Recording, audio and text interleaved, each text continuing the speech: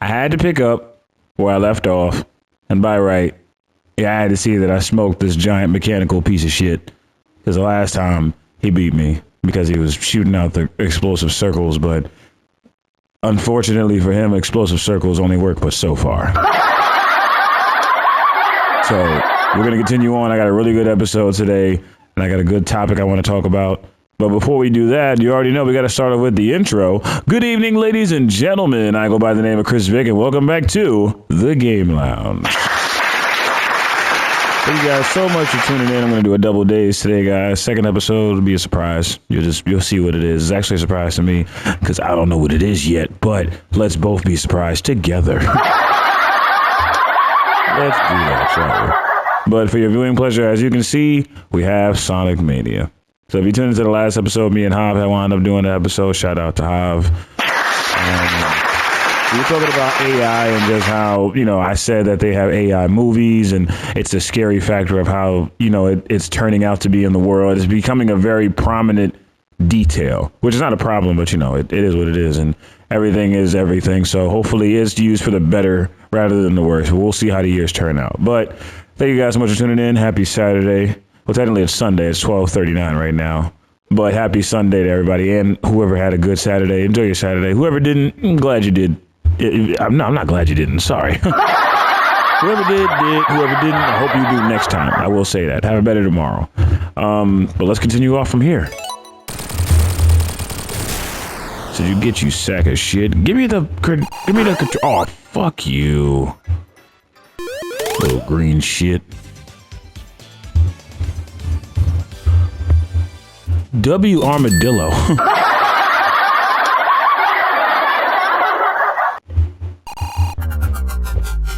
God damn it. God damn it, Sharon. Ah. Just can't catch a break. Hydrosity. Yeah, I love this level. So let's get into today's topic. Today's topic is about video game raised prices. Never in all of my life of being a gamer have I ever been more happy than I am now with the fact that they're making reboots of certain games. They're remastering classics. They're actually listening to the customers and stuff, or at least the fans of these games and stuff. They're actually listening. I'm extremely disappointed in the fact that the prices for these wonderful titles are as high as they are now. Nintendo wind up recently just upgrading their policy, or at least whatever their amount of games that they have available. Let me get that bubble first.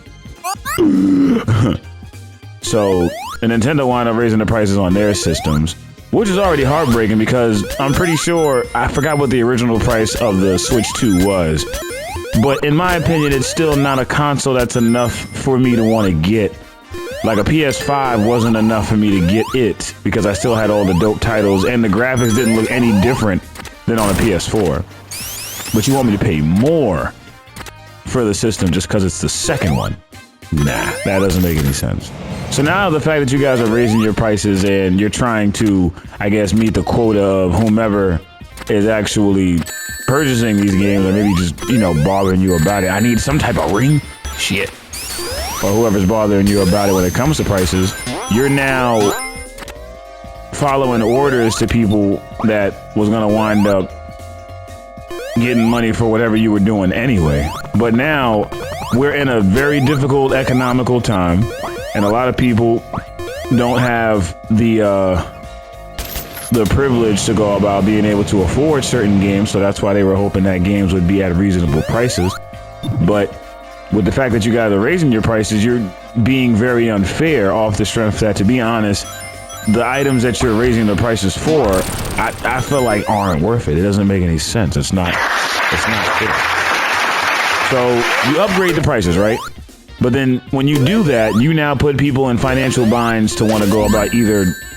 Because mind you, there are games that I don't care what nobody says. If you're a real gamer, there's been a time where you've actually been like, I might not need a game right now, but I want to get one because of the fact of me just having the ability to do so. At least that's how I feel. But when you know, oh, sugar dugger nugger fucker dugger. That's a curse word. Yes, it is.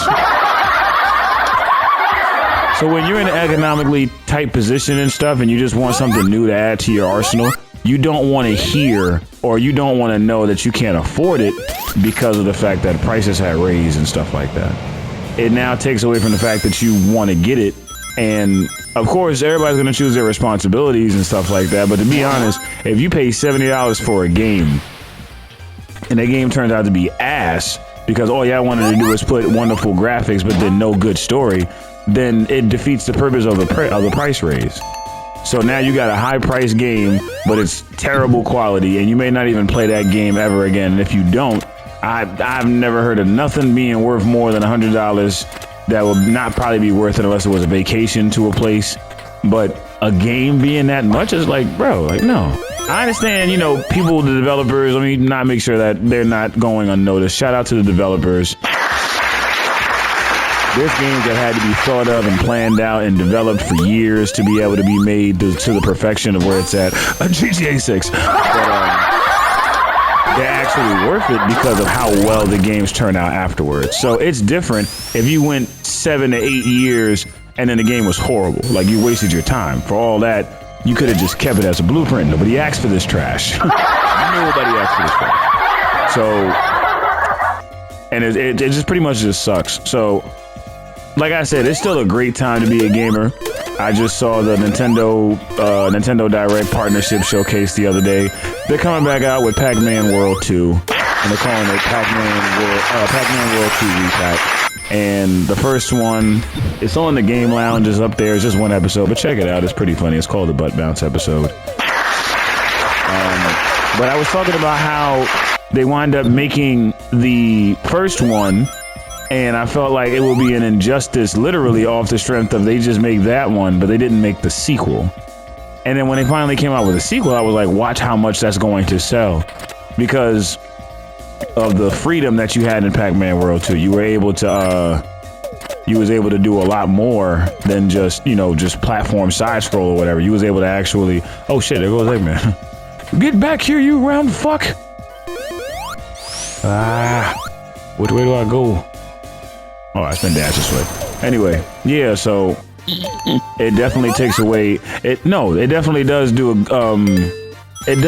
do justice to somebody like myself that does enjoy the old school era. Like those games that were made in the past. To everybody that's out there now, I know we probably talked about it before, but for us 90s babies that played the games in the early 2000s and stuff like that, we all agree that this is what we wanted. We asked for something and then you gave it to us. But then, you know, that's the sad part about certain games that are really good. Because no matter how good certain games are, if the game isn't shown a lot of love and stuff like that over the years, or it's not, you know, brought up in topics, some games don't get remembered. And it sucks because it's like, nah, damn, that shouldn't be it.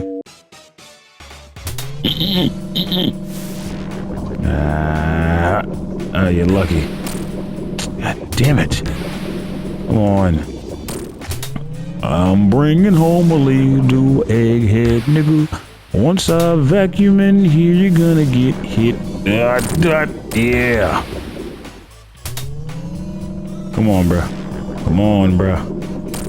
I got cleanup to do, and you're dirty in the pool, my nigga. No. Put that bomb down. Put that bomb down. Oh, I thought I hit him. That's bullshit. Hey. Got me a big one here. Yeah. Come on. You're lucky these bombs are saving you, fat boy. No. Can't let the bombs hit me. Yep, got you now. I got hit by one, I think. The way he tries to escape or whatever is hilarious. Hope you lost a few calories, you big bastard. Yeah, so perfect time to be alive, though, when it comes to gaming. I love the fact that there's plethora of games that are now creatively being created by indie developers. It's independent people who are coming up with these ideas in their homes and stuff like that.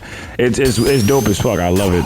I just feel like a lot of the tapped potential games that deserve to be shined on more aren't being as shined on, and they're not given as much of a rose and stuff like that. You guys know how I felt about Midnight Fight Express, and shout out to Jacob Gwinzel again. Full series is on the Game Lounge. Go check it out. Definitely a hilarious but a wonderful story. That's the pinnacle of a good game and a good story. It might be simple, but it was motion capture in that game, and it was very intuitive, and the combat was to die for. You felt like John Wick, and that was literally a John Wick game. That's exactly what it was. So, with the fact that we have people out here making really good games, but then there's a whole bunch of other games that nobody asked for that wind up getting their remasters. Like, to be honest, I don't know how many people really like Final Fantasy. I don't give a shit about it. Not to say I'm not a fan of JRPGs. I am. I like the fact that you can role play and have different classes and stuff like that. I was definitely a fan of games like that. I didn't really play World of Warcraft, but there was games where I forgot what it was called, but I had the chance of being a mancer or a healer and stuff like that. Technically, like Borderlands. Borderlands is definitely one of my favorites too. So shout out to that. I gotta get the fourth one, please. I played all the other ones. I played the first one, second, third, pre-sequel, Tiny Tina's Wonderlands and stuff, the DLC. So four is the nail in the coffin. I can't wait to play that one. Drops in September. So, like I said, the games coming out nowadays are worth the wait. It's just the fact that they have to be an arm and a leg in order for you to play them. And handfuls of these games, to be honest, if, like I said, if they're not worth the time of the player, then they bought it for nothing. If you pay for a game and it's over $60, which is the generic price that has been for decades now, and it's not worthy of playing at least within 3 to 4 weeks of you beating it, then, damn, I was getting ready to say something real clever. Fuck. Oh yeah, then you should have never bought the game in the first place. Because the reason why I buy a game is because at least within a month's time, I'm going to say a month's time, I'm going to actually change it up. If you don't play it again within a month's time, and you paid that much for it, then you didn't deserve to buy it. Handfuls of the games that I get, I be trying to get on sale, because I know that at the moment I probably would want it, but to be honest, am I really going to play it that much? Is it really going to be on my top tier thing? Most of the time when I first buy a game, it is. Then I get to a certain point where I feel like I'm comfortable about the level of progression that I've made, and then I go about, playing something else. I get back into another familiar game. I go back to old classic ones, because there's a feeling that you get with video games that hit differently when you get older. And it's, God damn, I knew that motherfucker. Oh, come here. Come here, you son of a bitch. I lost all my life savings because of your stupid ass. I lost more than life saving. I lost my life. You piece of shit. All right, let me be careful this time because those things can crush you, obviously. So, with all this high price raising and stuff like that, and everybody trying to figure out what's the point, I've heard about the fact that it's Trump's fault. So go to hell, Trump.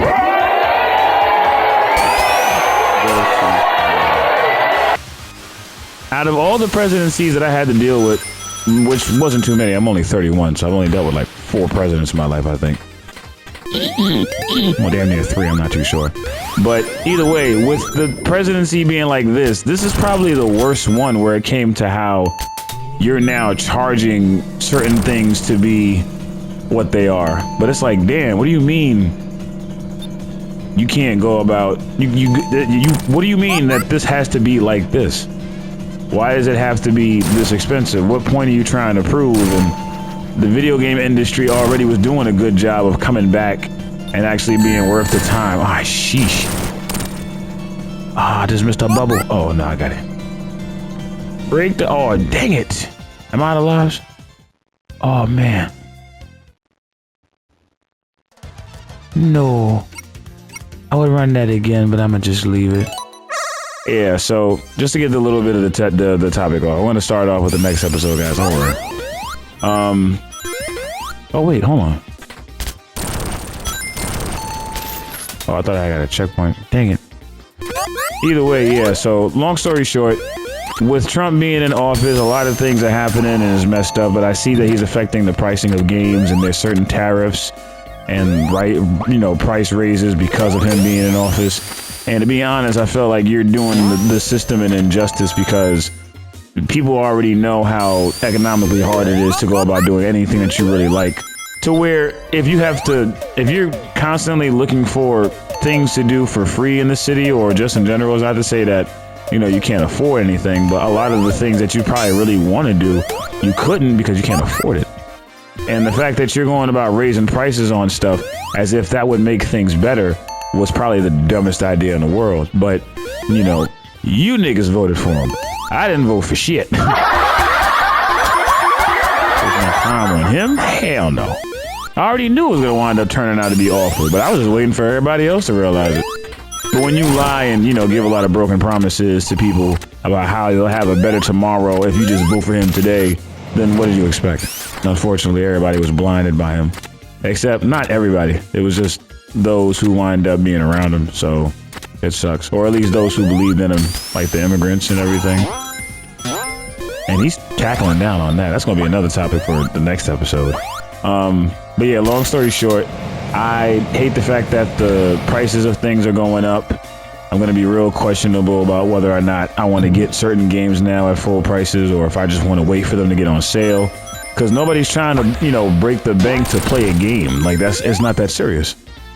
I got way more important things to do, and I'll get my games and stuff. I'll get them on sale, or I'll get games that are low priced or whatever. Because like I said, I got a selection of games that I like, but I already have a decent amount. So now it's really just if you can catch my attention with a game nowadays. That's how I feel about it.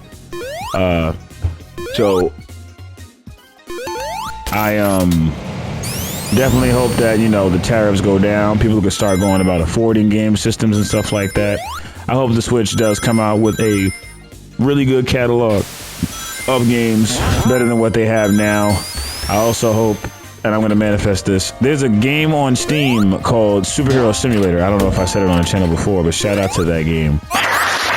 That is exactly what a superhero game should look like. If you're trying to make a Superman game, that is exactly what it should be. It was perfect to the T. It had really good gameplay. The city was destructible. It was kind of like there was the Spider-Man, the Amazing Spider-Man 2, or at least how Spider-Man is right now, Marvel Spider-Man 2. When you're swinging around the city, crimes happen and you got to go about addressing them and stuff like that. And then it's the same thing in that game, except you do a little bit more of a lifestyle thing. In Spider-Man, you're just kind of just swinging around fighting crime. But in the Superhero Simulator, you're like paying bills and you got to save people so you can make money. You got to keep your energy up. You got to sleep. And there's a whole bunch of factors that come with that. So it's a really dope game. So shout out to them. I heard it was coming to consoles. I hope it does because I'm buying that.